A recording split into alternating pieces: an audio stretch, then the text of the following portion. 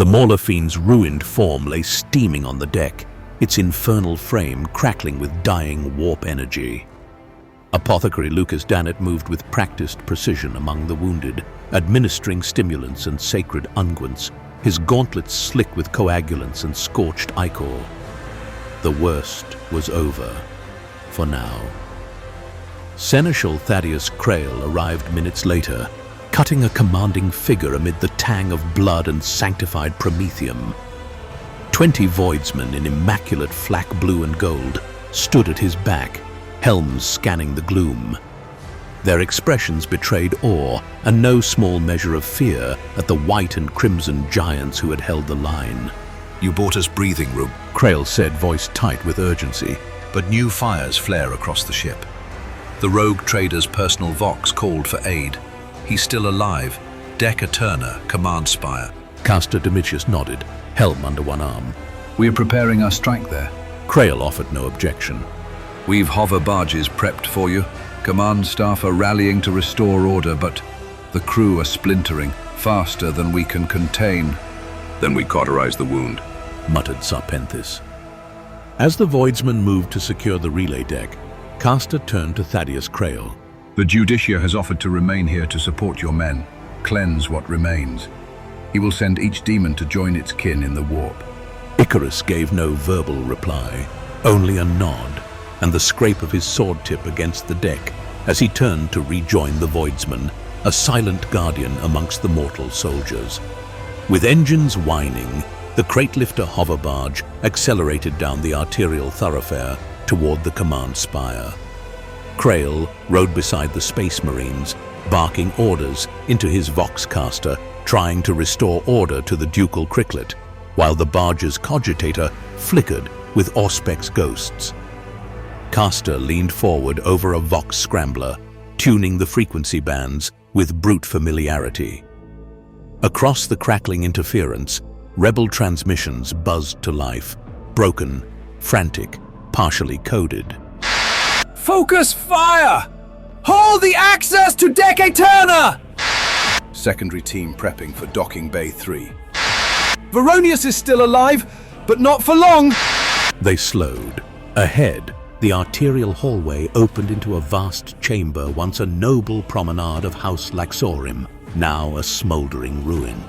A shattered statue of Saint Basilia lay face down in the debris, its marble wings broken. Looted corpses, hanging tapestries, and scattered luxury formed a desecrated tableau. And among it all, a mob, over 100 rebels, voidsmen, indentured tech thralls, workers, even oath-sworn spire guards stood ransacking the ruins. Some cheered, others scavenged gear from fallen guardsmen, weapons clutched tight. The barge slowed to a halt. Castor stepped off. His voice thundered through the vaulted dome. Disperse! An angry weight of an absolute order. Behind him, Sarpenthis revved his eviscerator. Lucas took aim with his plasma pistol, the blue light growing brighter. Even the voidsmen stepped back a pace, their training overridden by instinctive dread. The mob froze. Then, as one, it panicked. Some dropped weapons and bolted. Others climbed over one another to reach the side passages. One man screamed as he vanished into a shaft access. Another tossed his lasgun and ran barehanded into the shadows. Not one dared stay. Castor turned back to his brothers. No time for carrion! They pressed on. The barge reached its terminus, a fractured service gantry below the first inner gate. Awaiting them at the base was Nursus Ged. He emerged from a maintenance hatch, helmeted and alert, servo skulls circling his head like a vulture. Then, 28 voidsmen emerged behind him. This way. Gates jammed ahead. Partial collapse. Upper hinge. No breach, but we go on foot. Together, the kill team and escort continued through side corridors and maintenance ducts, emerging at a narrow stairwell that spiraled upward into the higher sanctum. The voidsman and Crail unable to keep up with the kill team. With each level climbed, the temperature rose. Not physically, but mentally. A mix of focus and readiness. A sense of what was about to come. At last, they reached the final corridor. Dec Eterna's gate stood before them, blackened, half open. Beyond it, noise. Hundreds of voices shouting, chanting, screaming. Sporadic gunfire. Clangs of metal on metal. Vox static warped by emotion. Castor paused. Ready yourself. They stepped toward the threshold, and the storm began to howl. The gate to Dec Eterna groaned as it opened. Smoke billowed around the threshold. The stench of promethium and sanctified oils clung to the air like rot to bone. Castor Domitius stepped through first. The chamber beyond had once been a ceremonial concourse, rib-vaulted arches and carved saints, now smeared with grime and backlit by flickering lumen strips. And at its center stood a squad of 20 voidsmen, armored, armed, and spread in a defensive posture across the antechamber's width. They hadn't seen the kill team yet. Luces motioned, and Nersus adjusted the Vox channel receiver on his scope's internal auspex. The kill team crouched behind a crumbled arch. The Vox crackled to life. Could be reinforcements. Finally. Maybe they're here to cleanse the heretics for the church. Castor's expression didn't move. He stepped into the open. Lower your weapons. Now! The voidsmen spun, startled by the sudden appearance of white and crimson-armored angels of death. Some froze. Others raised their weapons on instinct, then thought better of it. They hesitated, wavered, until Nersus stepped beside Castor and wordlessly held up a flickering data slate. The playback activated. The pontiff's voice echoed from the device, venomous scripture twisted into heresy, ending with the warp fire mutating his form. The battle in the Chapel of Eternal Triumph played out in brutal, unfiltered truth. One voidsman dropped his rifle. Silence. Shame. Ashen-faced, their leader stepped forward. We didn't know. Castor's voice was cold steel. Now you do. Make penance. You'll follow us and you'll fight. Redemption is earned. The voidsman nodded, faces grim, weapons regripped with purpose. Only Sarpenthis voiced what all Astartes thought. They'll die screaming. Together they advanced through the side corridor to the main audience chamber. It had been transformed into a bastion of sedition. The doors had been half-welded into position, an improvised choke point. On the other side stood 3 enforcers in riot armor. Behind them, 30 workers in flak vests, wielding reclaimed autoguns and tools turned weapons. Beyond them, inside the chamber proper, the forces massed. 2 tight phalanxes of 30 voidsmen flanked either side of the room. 3 Cataphron battle servitors loomed at the back, their tracked chassis oiled with the blood of the loyal. Above them, elevated on a dais, stood a high cleric in crimson and bone vestments, surrounded by 20 lesser clerics, his servo skull's loudspeaker hurling litanies of fire and retribution into the chaos of the chamber. The lead enforcer turned, pointing a gloved finger. Why are you here, Astartes? Sarpenthis had heard enough. He seized the enforcer by the head.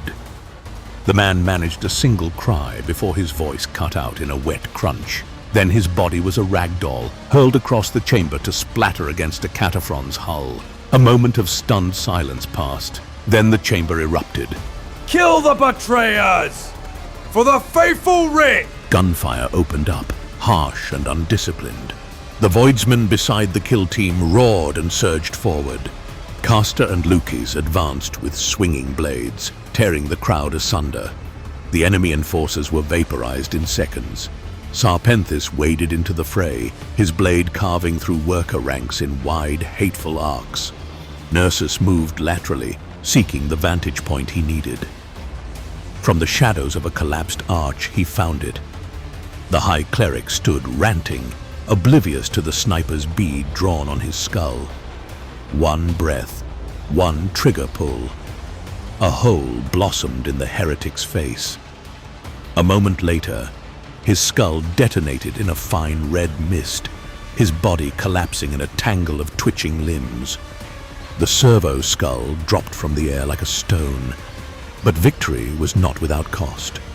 Sarpenthis took 2 direct hits from heavy arc rifles. 2 of the servitors had managed to fire before their destruction. He fell to his knees, steaming smoke rising from cracked armor. Lucas reached him, dragging the intercessor back behind a pillar, spraying biofoam across the exposed bone. You'll live, if only to kill more. The last servitor went down to Castor's blade, bisected from helm to tread. Of the voidsmen who had joined them, all lay dead. Shot, burned, crushed. Their redemption had come at the price of their lives. A side door slammed open. Jackal Veronius and a handful of his elite bodyguards, who were formed up behind him, came out and helped clear the rest of the rebels. When the smoke cleared, the chamber was theirs. You came. Veronius said, nodding to Castor. You still live? Castor replied. Barely. The rogue trader managed a wry smile, then winced. So it seems. Then finally, Thaddeus Krail entered with 28 surviving household voidsmen. Lukis stepped forward. We need access to your vault. We must confirm the Archaeotech remains untouched. Veronius raised a hand. Apothecary, please. I will have Medicae brought at once. You need time to... Lucas's voice was like a scalpel. Vault, now. A flicker of something passed across Veronius's face. Charm, fraying. He inhaled through his nose, then softly. I would know if the vault were compromised. And I ask you to respect that my presence with you could expose it. Then colder. During the fighting, 3 unidentified ships landed in Docking Bay 3. We believe someone inside the circlet opened the hangar doors. I dispatched 80 men to contain the breach. I have heard nothing since. Castor stepped forward. Then we finish this. Together. Veronius nodded. Follow me. Minutes later, the kill team boarded armored hovercraft. Sleek, Baroque pattern war sleds of Veronius design, their hulls blessed by both Mechanicus and Ministorum. Faster than the crate lifters and armed with turreted stubbers. Krail had remained behind to gather and marshal more loyalist troops. Veronius knew the ship's arterial paths by heart. Every turn they took was a shortcut, bypassing fire-blackened sectors and bypassing clogged lower decks. As they traveled, the kill team watched. Signs of order were returning. Servitors reactivated. Loyal crew began dragging away corpses. Halls that had once echoed with gunfire now rang with the barking of orders and the tolling of summoning bells. The ducal circlet, bloodied but not broken, was slowly beginning to heal. Docking Bay 3 loomed ahead, silent, sealed, and unmarked. The approach was unnervingly quiet. No barricades, no bodies, no signs of a fight, just the cold hum of a ship still recovering from revolt. Jackal Veronius stepped from his hovercraft, armored coat flaring behind him, saber drawn and lowered. His elite guards spread out in a precise, disciplined formation. No pageantry, just intent. The rogue trader moved toward the main entrance with a focused plan. Establish a choke point, draw the enemy's attention. Castor raised a hand, intercepting him. Are there other entry points? Veronius gave a thin smile. 2. Stern and bow access corridors for traffic routing and maintenance crews. Nurses cut in. Any with high vantage? Veronius nodded. A superstructure service crawl along the upper gantry. High angle, slow access. Minimum 15 minutes. Nurses scanned the towering ribs of the hold and shook his head. Too long. I'll stay with the apothecary. Castor nodded. We split. Lucas, nurses, take the stern with 10 of the voidsmen. Main gate, Sarpenthis, you go with the rogue trader and his elite. I'll take 10 through the bowside ingress. The rest stay here and guard the flanks. Orders snapped out. Vox links cycled. Weapons primed. Then the group divided and moved with purpose, their boots echoing through shadow-choked service tunnels. They prepared to breach. Then the order came. The blast doors yawned open. and hell stared back. Bodies were strewn like discarded rags. The voidsman Varonius had sent to investigate. Limbs torn free, torsos opened like butchered livestock. One man had been nailed to a cargo crane with his own tibia. Another hung from a chain, throat flensed open in a mock blessing. Then came the roar. The enemy had been waiting. Bolt of fire erupted like thunder. Chaos Space Marines, marked in blasphemous iconography, opened fire from entrenched positions across the bay's scaffolding and hangar lifts. At their center, 2 possessed Chaos Space Marines surged forward, all writhing limbs, clawed mouths, and shrieking hate, charging directly at Lucas and Nursus. From opposite ends of the dock, 2 hulking Terminators stomped forward, one advancing on Castor, the other bearing down on Lucas. Sarpenthis bellowed and charged into the storm, his eviscerator roaring. A squad of Chaos Marines raked him with fire, rounds hammering against his ceramite as he carved toward their line. Behind him, the rogue traders' elite threw themselves into the fight, shielding Varonius with their bodies. They died to a man, but not without dragging some of the enemy with them. The voidsmen spread across the entry lanes were caught in a storm of bolt rounds. One squad managed to wound 3 Chaos Marines with a desperate frag grenade, but their triumph was short-lived. An accelerator autocannon lit up from the far wall, cutting them down in a single shattering burst. Outside, from the flank corridor, a vox call came. Contact! Terminators! Bell corridor! They are what? Then only screaming. The signal cut. Then silence. Inside, the kill team fought for their lives. Lucas met the possessed in close quarters. One lashed at him with a barbed, ever-changing limb. He ducked low, countering with his reductor in a surgical thrust that blew apart the thing's chest cavity. Nursus picked off the second possessed with precise rounds to its malformed skull. The abomination shuddered and fell, twitching. Sarpenthis was surrounded, blood dripping from his pauldrons. Still he fought, refusing to let the traitors through. Castor broke through the secondary flank to reach him, plowing into the Chaos Marines with righteous fury. Together, they pushed back the line. Blades cut sin from the steel. The rogue trader stood firm, even as his bodyguard fell around him, striking down a heretic with his saber, only to fall to his knees moments later, chest armor ruptured and leaking blood. Sarpenthis caught him before he fell fully, shielding him with his own body. A Terminator loomed, and then a shot. Nursus had repositioned unnoticed. His sniper rifle's muzzle smoked. A second shot, then a third. The Terminator staggered. A final round caught it clean through the eyelids. And the giant fell like a dropped statue, armor splitting as it crashed to the floor. Only the kill team and the rogue trader remained standing. Barely. Everyone bled. Armor cracked. Voxlinks hissed static. Lucas crawled from one body to another, administering emergency stims, foam, coagulants, holding the line with Medici and Will. Krail arrived moments later with a fresh wave of voidsmen and Medici servitors. The seneschal halted as he took in the carnage.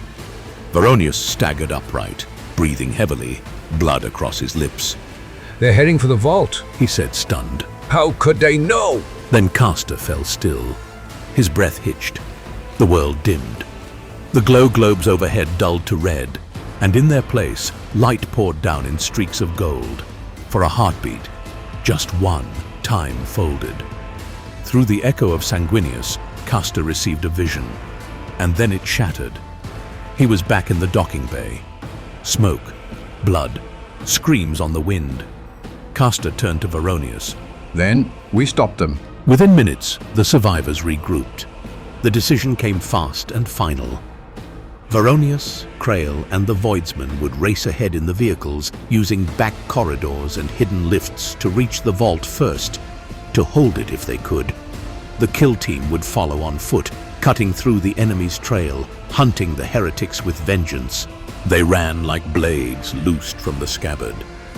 The vault lay ahead, deep in the starboard underdeck, past reinforced defense lines and blast-sealed corridors.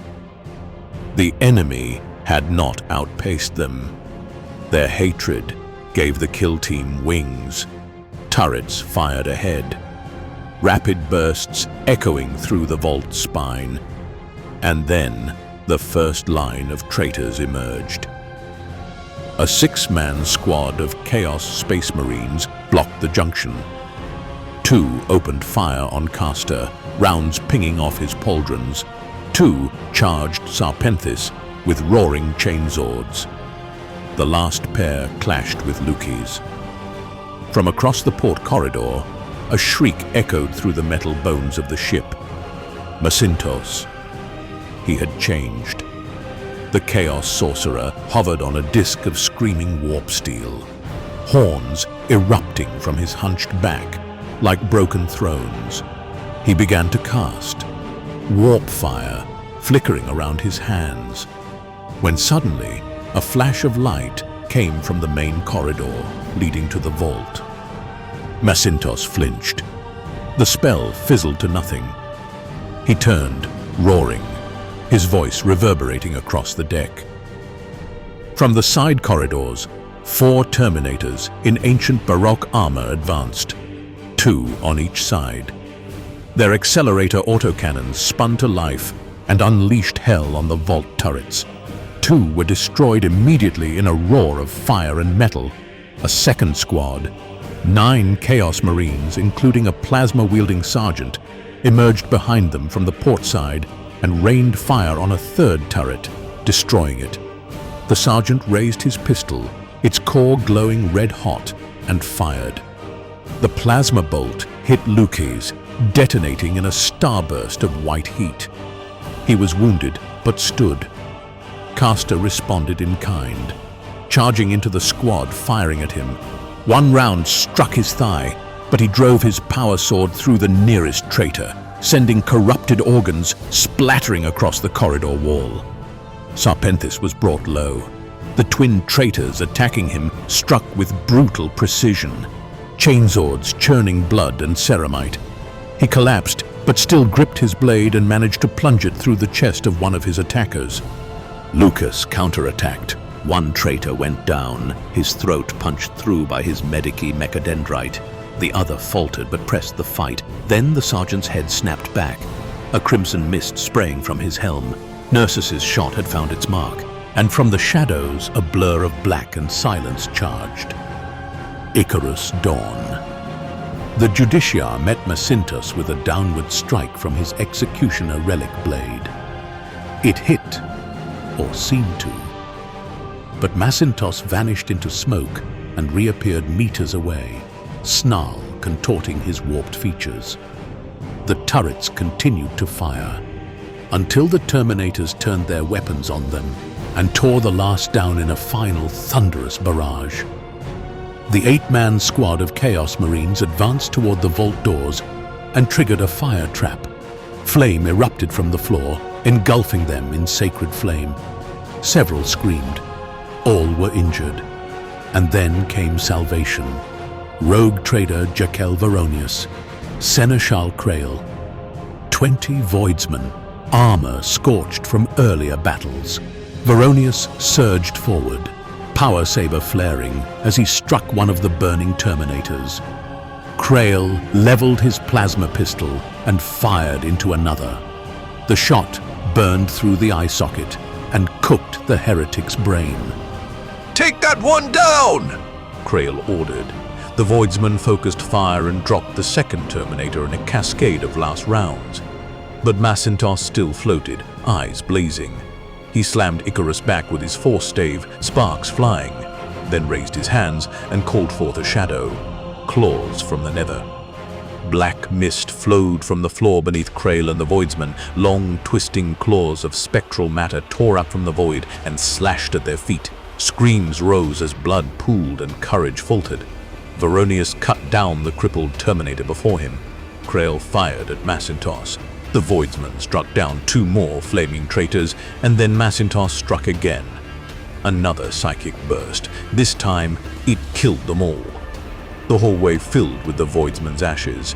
Icarus surged forward again. His blade slashed across Macintosh's arm and again across one of the crooked horns. The sorcerer howled, the psychic feedback boiling through the warp. And then Veronius stepped in. One clean stroke, saber flashing. The blade sheared through one of Macintosh's horns and into the side of his neck. Warp blood sprayed, hissing as it struck the floor. The sorcerer screamed, not in pain, but rage. No! I am not done! I can't return to Lord Malaquit's empty-handed! He reached inside his robe and vanished in a vortex of black smoke. Silence returned. Bodies and blood and burning metal were all that remained. The vault had held. Lucas crouched beside Sarpenthis, applying what little Medicae he had left. Your vault defenses didn't impress me, he said to Veronius. The rogue trader smiled through bloodied lips. That was only the first layer. He straightened, voice taking on its usual charm, but slower, weary. I ask something now, of all of you. He turned to face the kill team. Swear you will never speak of this vault to anyone. Not your chaplain, not your Lord Commander, not the Inquisition, no one. Castor gave a slow nod. One by one, they swore. The oath was heavy, sacred, and binding. Veronius exhaled. Good. Then stay. You've earned it. I'll see your wounds treated, armor mended, and I will hold a victory ceremony in your honor, with rewards worthy of the blood you shed. There was a pause. Castor looked at his brothers, all wounded, all standing. Lucas nodded. We accept, but go easy on the ceremony. We were only doing our duty. Sarpenthis said. None smiled, and none celebrated, for they all knew the war was not over. The days that followed were blurred by the hiss of Medicae tools and the liturgy of armorers. Servitors resutured cracked ceramite, blessed oils were poured over war gear, and bionic autosurgeons worked in silence. The wounds were deep, but the kill team endured. And when they rose again, their armor gleamed more than before. Better than new. Their scars became their edge. Then came the summons. The kill team was called to the bridge of the ducal circlet, a chamber of polished bronze and high arc glass windows staring into the stars. No fanfare, no triumphal chorus, only officers and bridge crew lined in silent respect. Jackal Veronius greeted them not as warriors, but as family. On the bridge's command displays, vid feeds cycled. In one, a garden once used for ducal diplomacy now hosted a line of hanging corpses. The uprising had been ended in the imperial way, publicly, permanently. As the crew dispersed, Veronius turned to Castor, voice lowered. One of my tech priests was reforging your sword, he said, gesturing to the sheathed relic at Castor's hip. He discovered a sealed rune, hidden under oxidation on the pommel, almost erased. He reactivated it. He stepped back as Castor drew the blade. There was a shift, in weight, in presence. It sang now in his grip, balanced, almost eager. Divine balance. You wield it as it was meant to be wielded, as a one-hander, a weapon of the just. Veronius said. The kill team gave no thanks. None was needed. Veronius continued. I've sent crates to your Thunderhawk, equipment and materials.